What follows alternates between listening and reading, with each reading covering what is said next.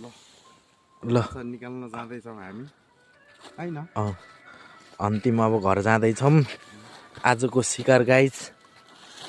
ल है फिसरम्यान उतै छ फिसरम्यानले चाहिँ शिकार निकाल्दैछ यो चाहिँ लगभग 800 ग्रामको छ पहिलाको अर्को चाहिँ लगभग 2 किलो छ ल है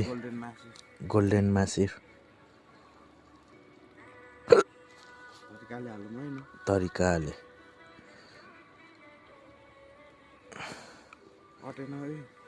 अटेन है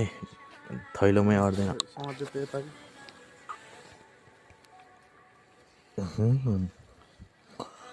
जनरल के खाया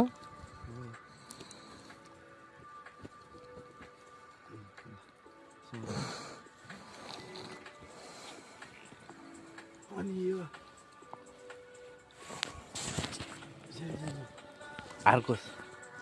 सानो है गाई सानो ल यो पनि 1 केजी त पुग्छ हैन कतिवटा छ एउटा यो ठुलो यही हो कपर के भन्छ रे यसलाई कपर मासिर 2 3 4 5 6 7 वटा रहेछ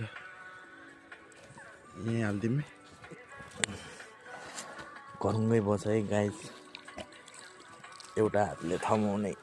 2 किलो हो योसँग 3 किलो हो चुटाल्दे